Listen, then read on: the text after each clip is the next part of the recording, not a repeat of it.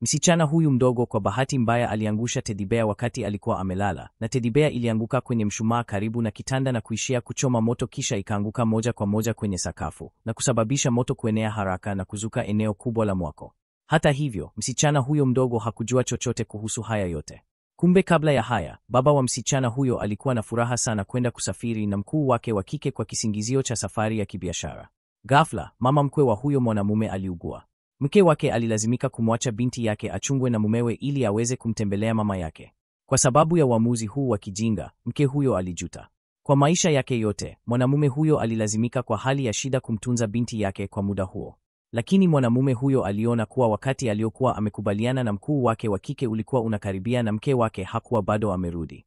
Hivyo alijaribu kwa kila njia kumtuliza binti yake alale. Alipoona kuwa binti yake hakuweza kulala kwa muda mrefu, mwanamume huyo aliwasha ubani kwenye meza ya pembeni mwa kitanda. Kama alivyotegemea, binti yake alianza kulala hivi karibuni. Mwanamume huyo alikuwa na wasiwasi zaidi kuwa binti yake angeweza kuamshwa, hivyo alivuta pazia la kitanda na kulifunga. Kisha akaona ujumbe wa maandishi kutoka kwa mkuu wake wa kike akimhimiza afanye haraka bila kusita. Akaokota mizigo yake na kuondoka. Nini? Mwanamume huyo hakutegemea kamwe kuwa wakati binti yake alipojigeuza, kwa bahati mbaya aliangusha tedibea upande wake. Tedibea ilianguka juu ya ubani kichwa cha kitanda, ambapo iliwashwa na miale ya moto. Kisha ikaanguka chini na kusababisha miale ya moto kuenea haraka katika chumba kizima. Hata hivyo, msichana huyo alikuwa bado amezama katika usingizi wake chini ya ushawishi wa ubani. Wakati majirani walipotambua kuwa moto ulikuwa umezuka nyumbani, walisikia kilio cha msaada cha msichana huyo kinachohuzunisha na kinachotisha. Walitaka kumwokoa, lakini moto ulikuwa mkubwa sana na ulikuwa umepita udhibiti. Waliweza tu kusubiri kwa hali ya kushindwa kikosi cha zimamoto kuwasili. Wakati huo, mama wa msichana huyo pia alikuwa amerudi kutoka kwa wazazi wake na kuona kundi la majirani walikusanyika mbele ya nyumba kwa mshangao. Wakati huo, mwanamke huyo alitambua kuwa ni nyumba yake ilikuwa imeshika moto. Baadaye, aliruka mbele kwa wasiwasi mkubwa. Alisikia kilio cha mwanae cha kusikitisha kikiomba msaada. Mwanamke huyo hakuweza kuvumilia na alitaka kukimbilia ndani kwa haraka.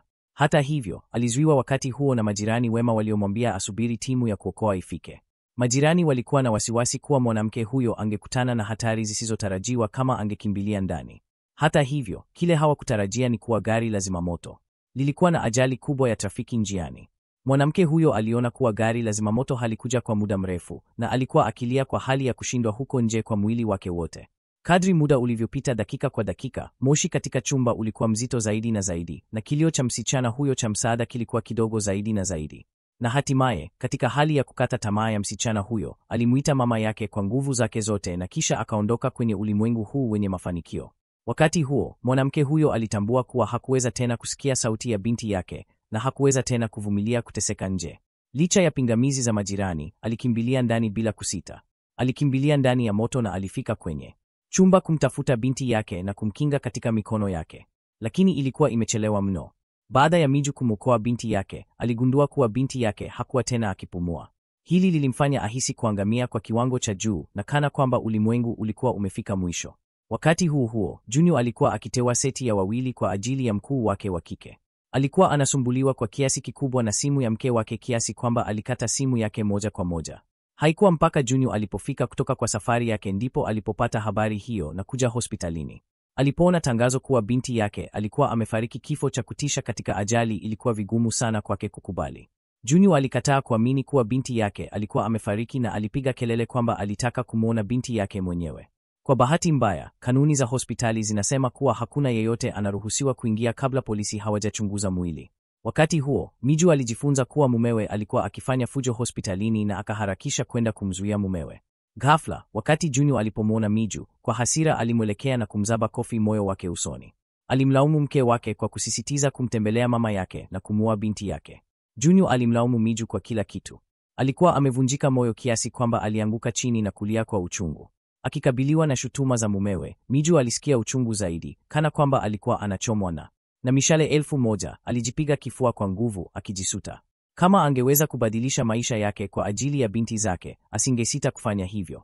Baada ya kuchunguza eneo la moto, polisi waligundua kuwa tedibea ilikuwa imechomwa moto na mshumaa. Polisi walimuuliza Miju kama alikuwa amewasha mshumaa. Miju alisema kwamba ingawa alikuwa na hofu kidogo wakati alipoondoka nyumbani, hakuwa amewasha mshumaa, kama vile polisi walivyokuwa karibu kuendelea kuuliza maelezo zaidi. Mumewe, ambaye alikuwa akiangalia, aliharakisha kumsogelea na kuingilia mazungumzo wao. Haraka alisema kuwa alipoondoka, alikuwa pia amehakikisha kuwa mshumaa haukuwashwa. Katika hatua hii, polisi waliwashuku kwamba mtoto alikuwa amewasha mshumaa mwenyewe, lakini Miju alimjua binti yake vizuri sana na alikuwa na uhakika kabisa kwamba asingewasha mshumaa kamwe kama tu alivyokuwa karibu kuendelea kueleza kwa polisi. Mumewe mwenye hatia Haraka alifanya udhuru, akisema kuwa alikuwa na mchanganyiko kidogo leo na angeshirikiana na uchunguzi baadaye. Lakini Miju bado alikuwa na imani kubwa kuwa binti yake asingewahi kuthubutu kucheza na moto, sembuse kuwasha mshumaa. John alijua ili kufunika makosa yake mwenyewe. Kwa hasira alimpigia kelele mke wake. Unanishuku?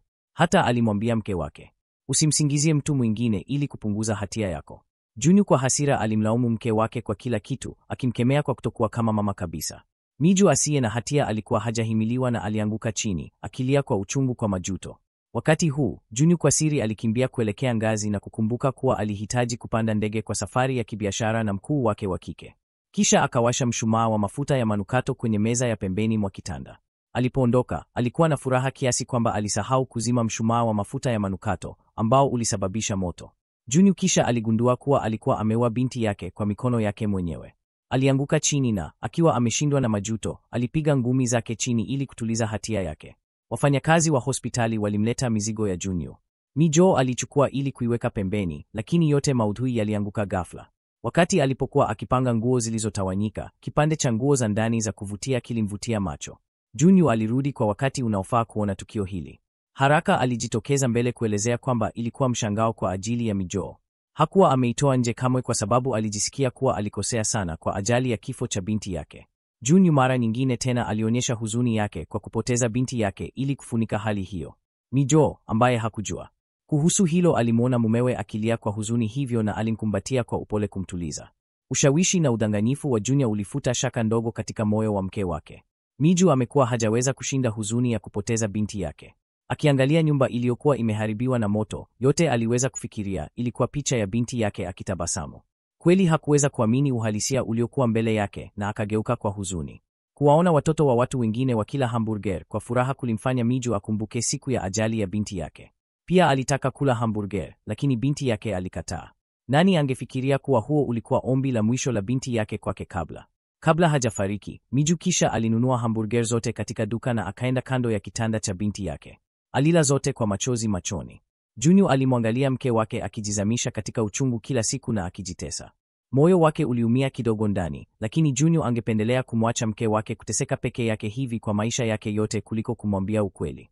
Miju hatimaye alipelekwa hospitalini kwa sababu ya huzuni kupita kiasi, lakini bado hakuamini kamwe kuwa binti yake alikuwa amewasha mshumaa. Miju alitaka kujua ukweli kuhusu kile kilichokuwa kimetokea. Shaka hii ilimfanya mumewe akasirike. Junior kwa urahisi alisema kuwa Miju alikuwa ameenda kumwona mama yake na alikuwa amechelewa kurudi. Hatimaye, binti yake alikuwa nyumbani peke yake na akawasha mshumaa. Junior alimwambia mke wake asitaje tena jambo hili la huzuni na alichukua fursa hiyo kuondoka kwa hasira. Baadaye, mfanyakazi mwenzake Junior alikuja kumtembelea Miju. Miju kwa bahati mbaya alijifunza kutoka kwake kuwa mumewe hakwenda safari ya kibiashara na mfanyakazi huyu mwenzake. Hili lilimpa Miju hisia mbaya, kwa hiyo alichukua simu ya mumewe wakati alipokuwa amelala. Baada ya kuona rekodi ya uhifadhi, Miju alitambua kuwa mumewe kweli alikuwa ameenda nje na mkuu wake wa kike. Wakati huo huo, mkuu wa kike kwa bahati alituma ujumbe akimuuliza Junior kukutana naye kesho. Miju alikuwa na hisia kuwa kitu kilikuwa karibu kutokea. Siku iliyofuata, Junior aliondoka kwa haraka na Miju alimfuata kwa siri. Miju kisha alitambua kuwa siku binti yake alipopatwa na ajali, mumewe hakuwa ameenda nje kufanya kazi kabisa. Ukweli huu ulikuwa mgumu sana kwake kukubali. Miju kwa hasira alivunja glasi ya mvinyo nyekundu mkononi mwake. Alipokuwa akiwaangalia hao wawili wakiondoka, alitupa kisu cha matunda alichokuwa akishika chini. Hatimaye, Miju bado hakuwa na ujasiri wa kwenda na kuumiza maisha ya mtu.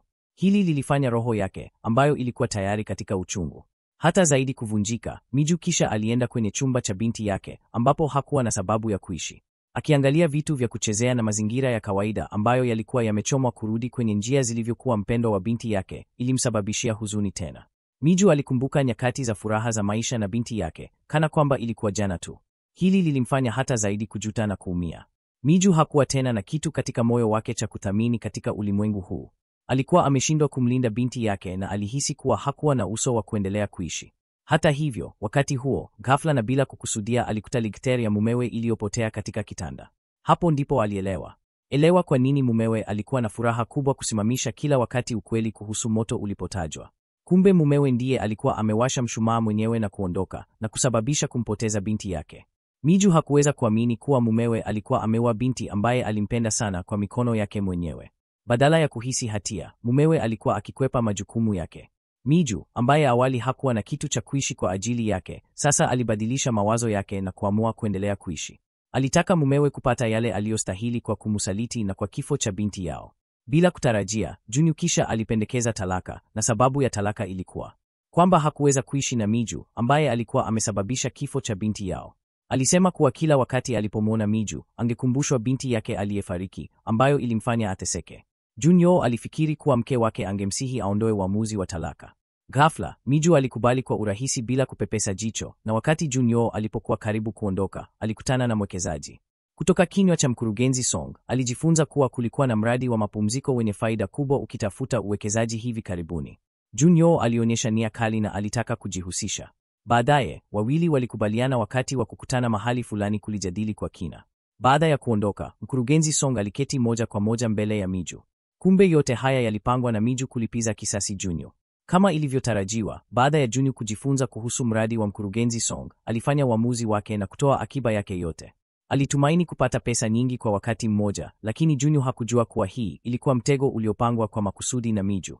Siku iliyofuata, wawili walipitia taratibu za talaka. Wakati wa kuagana kwao kwa mwisho, Junyo alisisitiza kuwa Miju alikuwa ameua binti yao. Alimwambia aishi na majuto. Junyo hata alisema kuwa mtu kama yeye, ambaye alikuwa ameua binti yake, asingekabidhiwa nyumba au fidia yoyote ya kifedha. Miju alizuia hasira yake na kumpa Junyo mchoro ambao binti yake alikuwa ametengeneza kabla hajafariki. Junyo aliufungua na kuona kuwa ulikuwa mchoro ambao binti yake alikuwa amefanya kwa ajili yake, ingawa alihisi muda wa majuto na hatia baada ya kuona. Baada ya yote, alikuwa ndiye aliyekuwa na jukumu kwa kifo cha binti yake. Lakini haraka alirekebisha mtazamo wake wa kiakili, alitupa picha mbali, na akaamua kusahau kuhusu jambo hilo milele na kuanza maisha mapya. Alimwacha Miju abebe hatia ya maisha yake yote na aishi kwa kuteseka.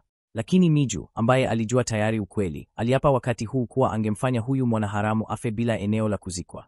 Haikuchukua muda mrefu kabla Junyo kujifunza kutoka kwa mfanyakazi mwenzake kuwa mradi wa mapumziko wa mkurugenzi Song ulikuwa umefungwa kwa tuhuma za ulaghai. Hakuweza kuamini haya yalikuwa yanatokea. Mara moja aliwasiliana na kampuni ya mkurugenzi Song kwa uthibitisho. Kama ilivyotarajiwa, matokeo yalikuwa kwamba mkurugenzi Song alikuwa amejiuzulu mwezi mmoja uliopita. Junyo kisha alipata hofu, akiamini alikuwa amedanganywa. Aliharakisha kwenda kampuni ya mkurugenzi Song kudai maelezo. Ghafla, mlango wa kampuni ulikuwa tayari umejaa watu. Wote walikuwa waathiriwa wa udanganyifu huo huo. Waliweza tu kutoa hisia zao kwa hasira nje ya mlango wa kioo uliofungwa. Hata hivyo, wakati huu, mkurugenzi Song alikuwa ameketi na Miju. Mkurugenzi Song alimkabidhi Miju pesa zote alizomdanganya Junyo. Kumbe udanganyifu huo ulikuwa mtego uliowekwa na Miju kwa ajili ya Junyo kwa usaidizi wa huyu rafiki wa zamani. Mkurugenzi Song alimshukuru Miju tena na tena na haraka alisema kuwa hii ilikuwa jambo sahihi kufanya. Karibu kwa sababu watu ambao mkurugenzi Song alidanganya wote walikuwa aina ya wanaharamu wasio na huruma ambao walifanya matendo maovu bila majuto. Mwishowe, alimsihi Miju kushinda huzuni yake haraka iwezekanavyo na kuanza maisha mapya. Miju anaamua kuwa mtu mbaya na kurudisha hofu na uchungu binti yake amepitia mara mbili, hivyo anaanza kuchunguza mkuu wa kike wa mumewe wa zamani, Jiwani. Anaenda kuanza kutikisa mundu wa kisasi kutoka Jiwani. Uchunguzi wa Miju unabainisha kuwa mume wa sasa wa Jiwani anaitwa Jiho. Wanaye pia mtoto anayeugua ugonjwa wa akili. Hata hivyo, ugonjwa wa akili wa Tom unasababishwa na kukosa huduma ya Jiwon kwa mtoto wake, ambayo ilisababisha mtoto wake kutopokea upendo wa kimama. Jiho anakasirika sana kwa mke wake kuwa nje na huko. Wakati wote na kupuuza familia, Jiwon anajifunza kuwa Jiho alikuwa anakwenda kuajiri mwalimu wa kuja nyumbani kumtibu mtoto wake.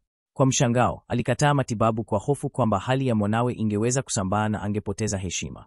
Hii ilimfanya Jiho kuwa na hasira zaidi.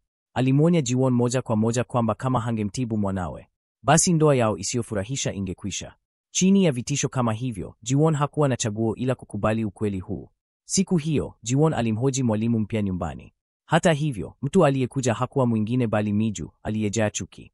Jambo lililomuudhi Miju zaidi ni kwamba Junyo alikuwa na ujasiri wa kumchukua Jiwon hadharani mchana. Na ndani ya gari, walikuwa wakifanya utani kama wapenzi.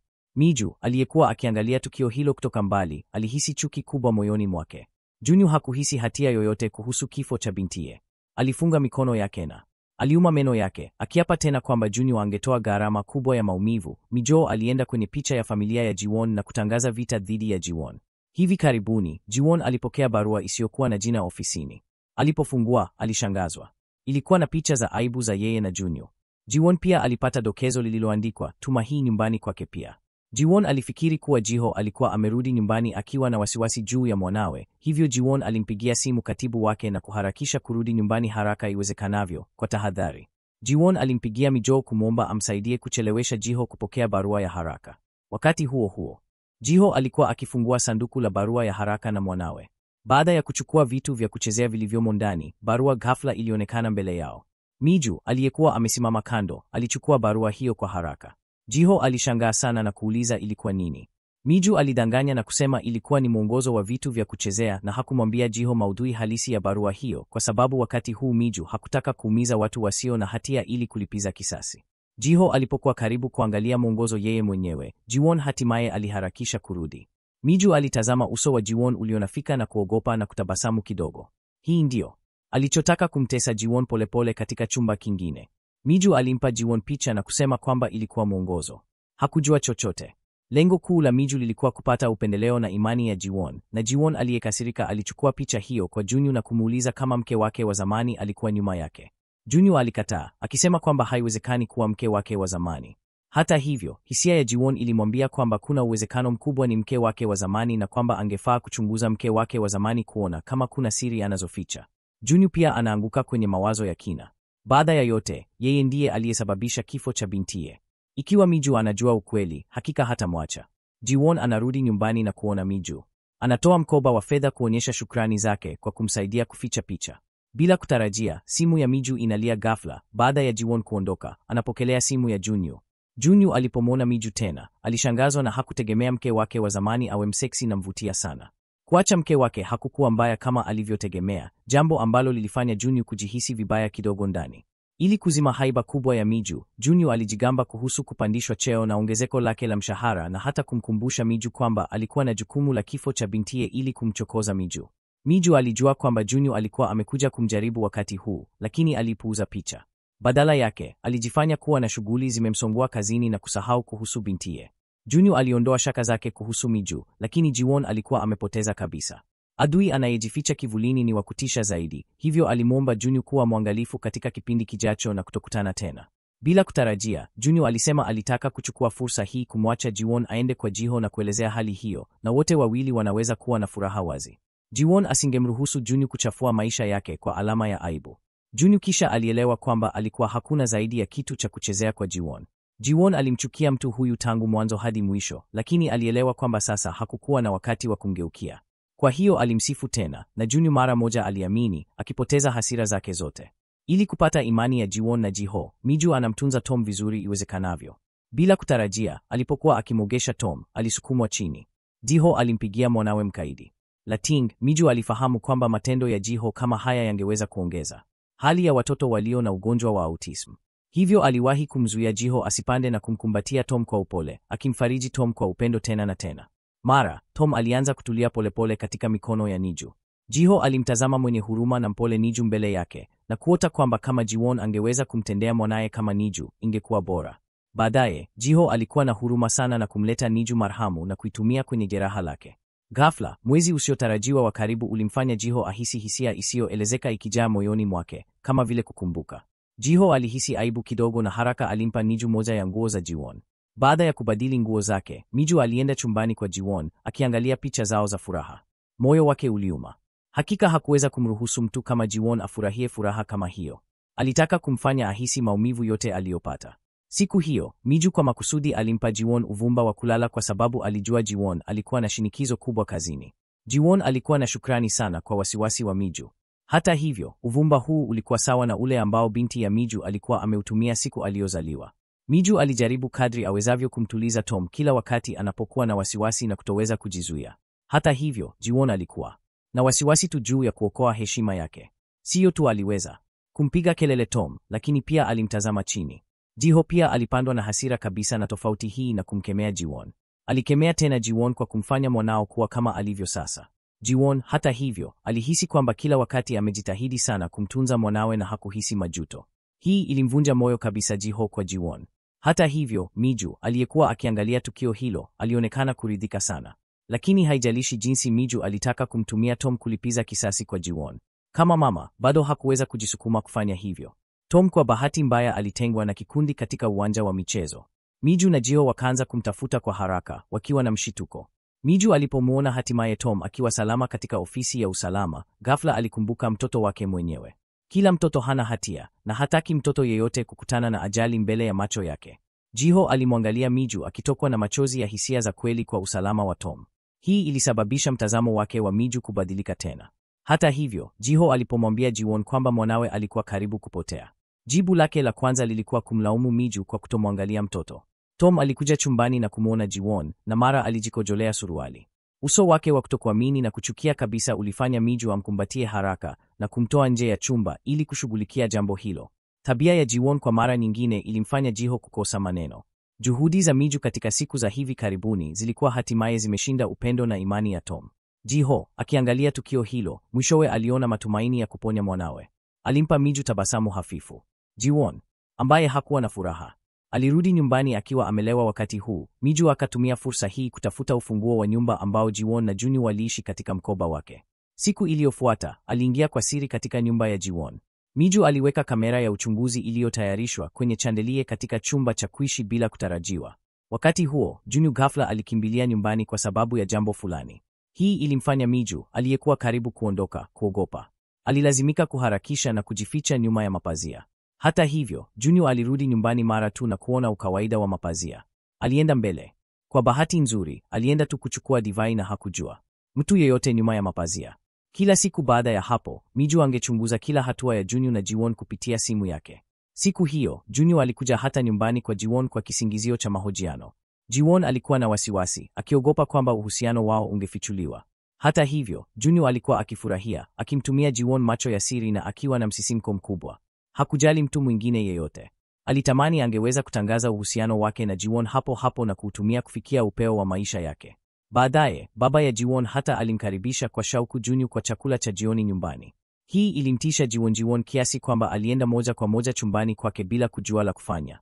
Bila kutarajia, Junyu alichukua fursa kujificha katika chumba cha Jiwon kwa kisingizio cha ziara. Hakuwa amemwona kwa siku nyingi na moyo wake ulikuwa na pupa katika aina hii ya hali. Wakati huo, sauti ya Tom akilia ikaja kutoka nje, ikivuruga tabia ya kiburi ya Junyu. Jiwon alimwambia Junyu asigundulika na haraka akaenda nje kuangalia hali hiyo. Ikawa Tom alikuwa akifanya mzaha na kukataa kucheza na taa, lakini Miju alikataa kuichukua. Wakati huu, Junyu, aliyekuwa karibu kuondoka, ghafla alisikia sauti iliyozoeleka na akataka kwenda kuangalia alipokuwa karibu kufungua mlango. Kwa bahati nzuri alizuiliwa na Jiho mlangoni kwa wakati. Miju alistuka sana alipomwona Junyu kiasi kwamba hakujua la kufanya. Kama angegundulika, si tu kwamba angeonyesha utambulisho wake, angepoteza pia nafasi ya kulipiza kisasi. Miju hakuwahi kufikiria kwamba mtu aliyealikwa na mwenyekiti leo angekuwa Junyu. Wala hakutegemea Junyu aje katika nyumba yake kwa ujeuri mkubwa na kufanya utani na Jiwon. Aliishi na mwanamume huyu asiye na aibu kwa miaka mingi bila kujua chochote. Miju hawezi kusubiri kumfichua uso mchafu wa Junyu.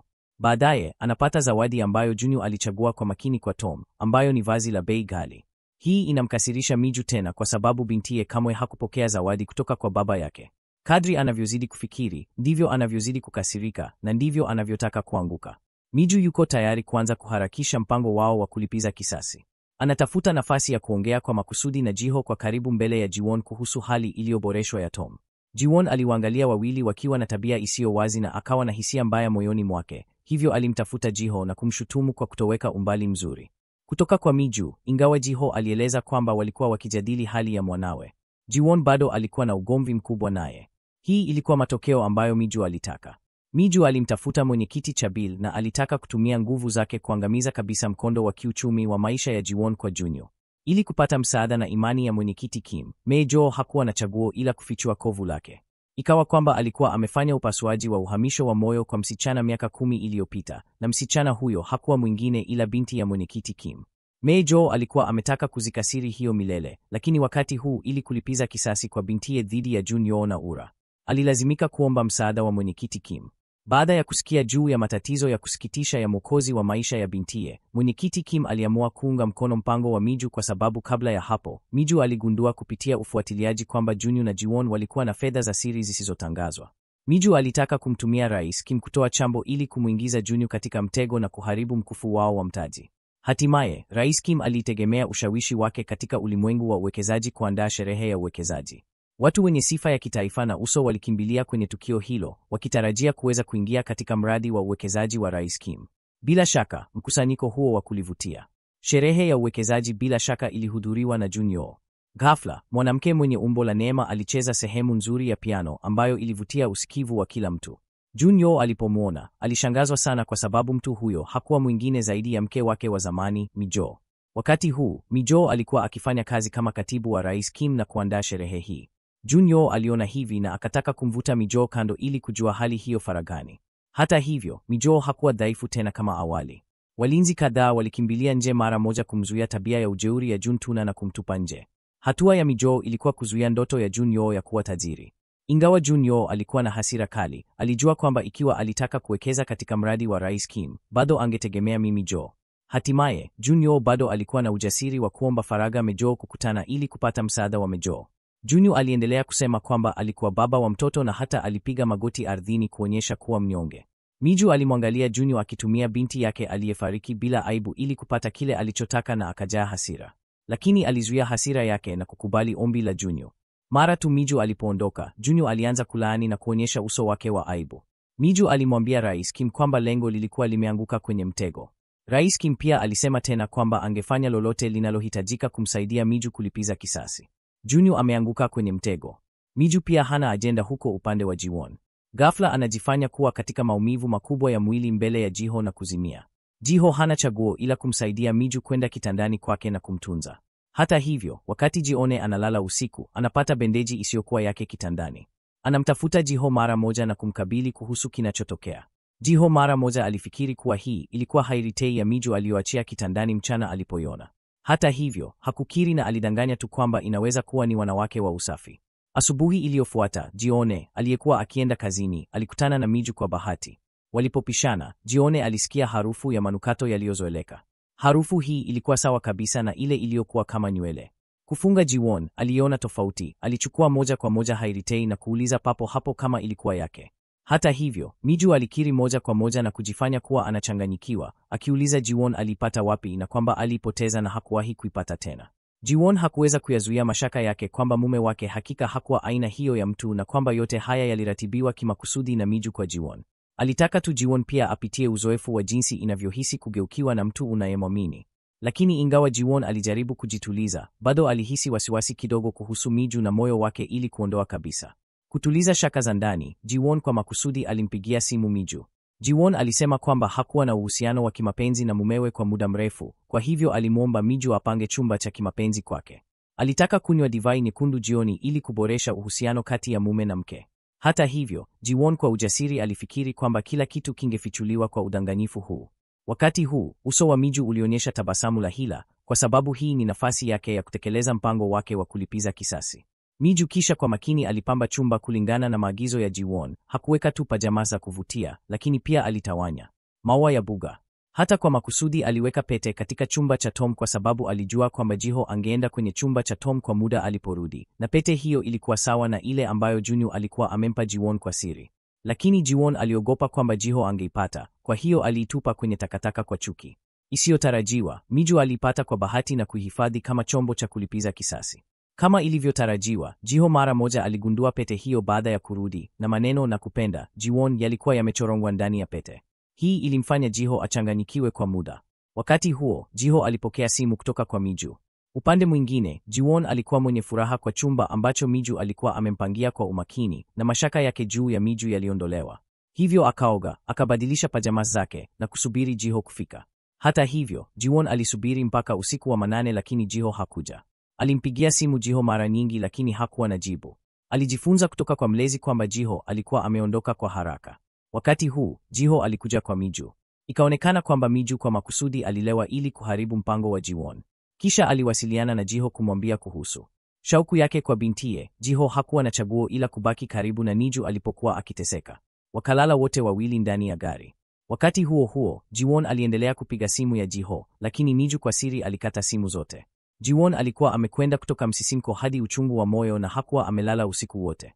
Hii ilimfanya ahisi hasira isiyoelezeka kwa wivu wake, kwa sababu hii ilikuwa mara ya kwanza katika historia yake ambapo mume wake alikuwa nje usiku kucha Jiho aliporudi. Jiwon alimuuliza kuhusu jambo hilo, naye alieleza tu kwamba alikuwa amehudhuria mazishi nyumbani kwa rafiki, lakini Jiwon bado aliamini kwamba Jiho asingekuwa na uongo kwake.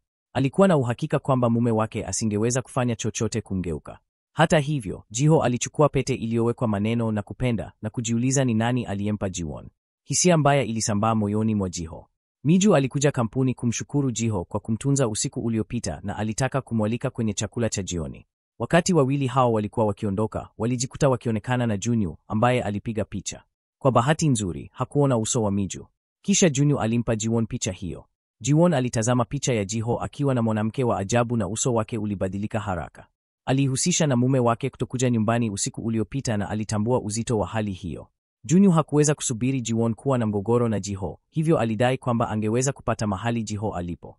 Hata hivyo, wakati Jiwon alirudi nyumbani, aligundua tena kuwa Jiho hajarudi usiku wa manane, lakini simu haikujibiwa wakati huu. Jiwon hakuweza kukaa tuli tena na aliamua kwenda kulingana na eneo la Junyu ili kujua kinachoendelea.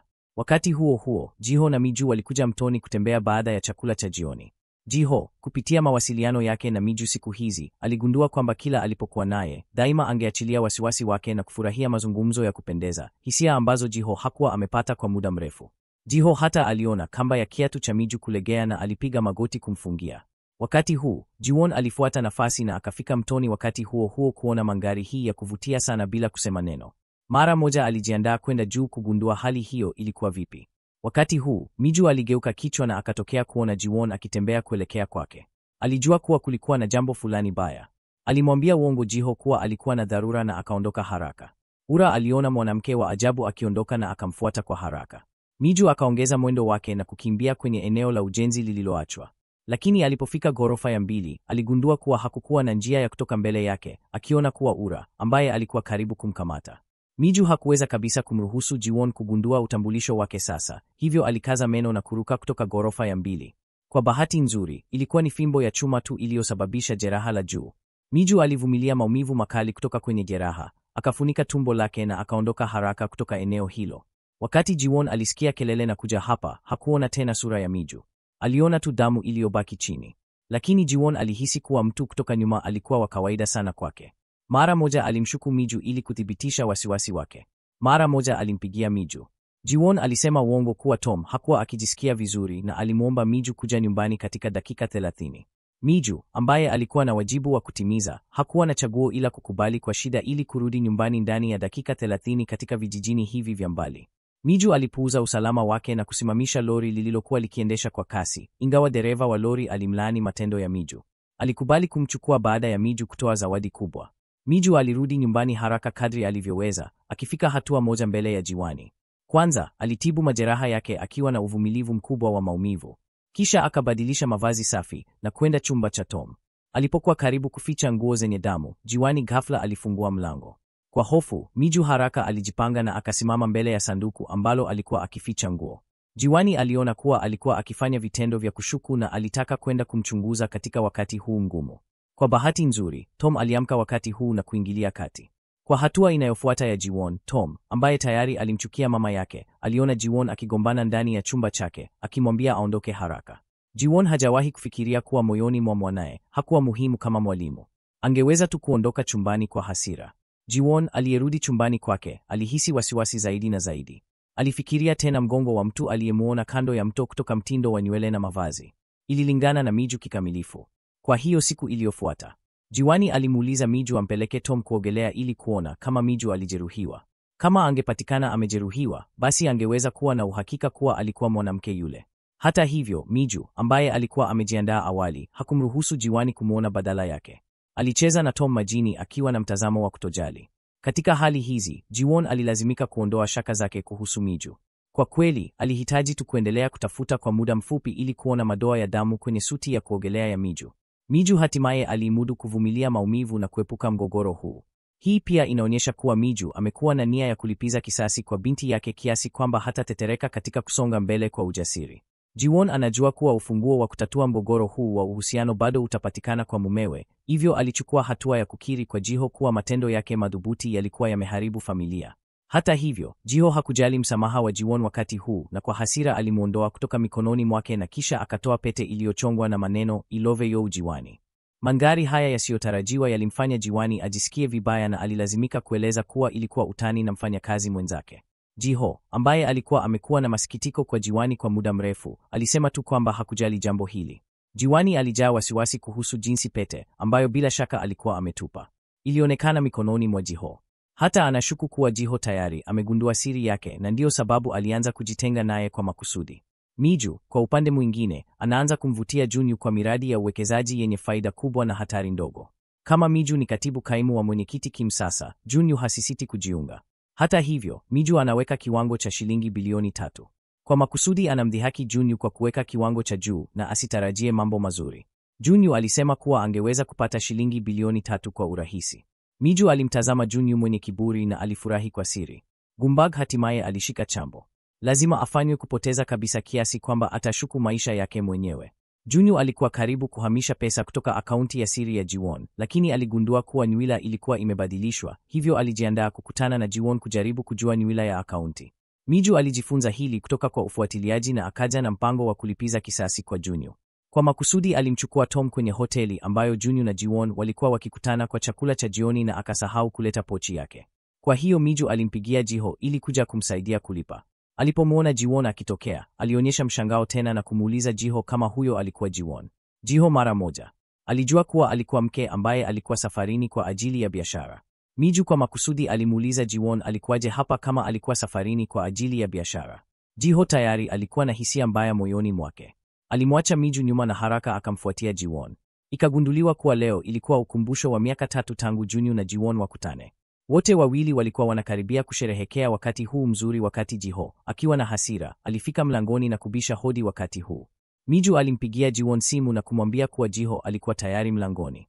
Jiwon aliruka kwa hofu na kufunika mdomo wa Junyu kwa mkono mmoja, akimwambia ajifiche haraka. Jiwon alipofungua mlango, Jiho alimtazama mke wake mbele yake na kuingia kwa haraka. Akiangalia mapambo ya kimapenzi katika chumba hicho alimkumbusha pete aliyokuwa amemwona hapo awali. Jiho tayari alihisi moyoni mwake kilichokuwa kikiendelea, lakini Jiwon alijaribu kadiri awezavyo kubaki mtulivu na kumwelezea Jiho kuwa hii ilikuwa ni sherehe iliyoandaliwa na marafiki. Maelezo haya ya dhaifu hayakuwa kitu ambacho Jiho alitaka kusikia kabisa. Alianza kumtafuta mtu katika chumba hicho. Wakati huo huo, Junyu alikuwa amening'inia nje ya ukuta. Mita 10 za juu akiwa na mikono tu. Jiho hakuondoka, lakini aliketi chini kufikiria kuhusu kujiunga na sherehe. Jiwon alikuwa na wasiwasi sana kwani ikiwa angelingangoja zaidi, Junyu angeweza kufa. Kwa hiyo kwa siri alimwomba Miju kupata njia ya kumfanya Jiho aondoke. Kama saa zilivyopita, nguvu za mwili wa Junyu zilikuwa zinafikia kikomo chake. Wakati huo, Jiho alipokea simu kutoka kwa Miju akisema kuwa Tom hakuwa na afya njema na akaondoka, ingawa hakumpata mtu yeyote. Jiho alijua sana kuwa hii haikuwa kile ambacho Jiwon alikuwa amesema. Ujanja wa Jiho pia ulimfanya Jiwon apoteze hamu yake ya kuendelea na sherehe ya ukumbusho wa miaka 3.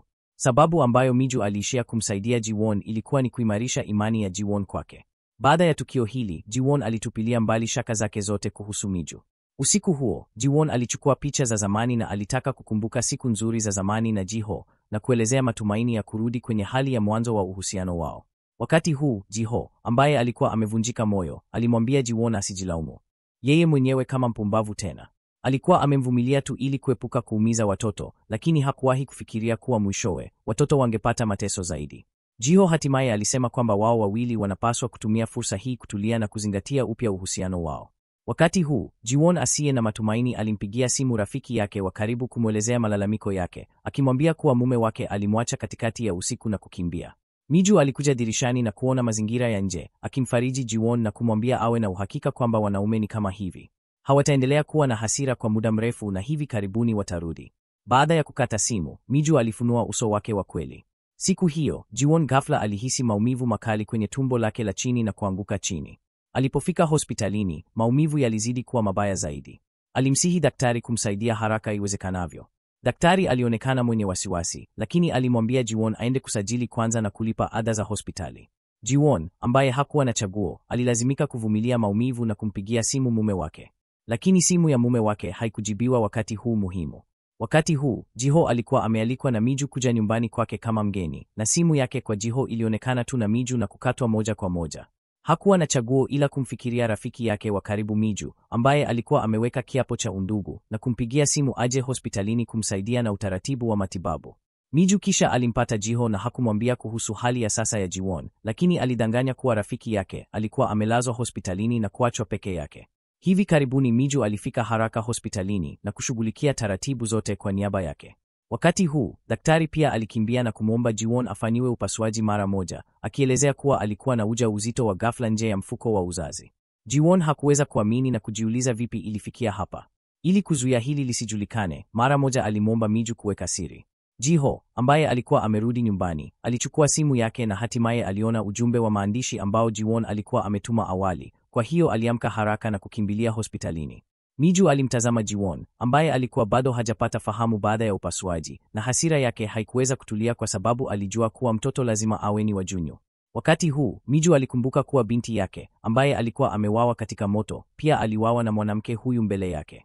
Aliinua mikono yake inayotetemeka na kwa mshangao alimkaba shingo Jiwon.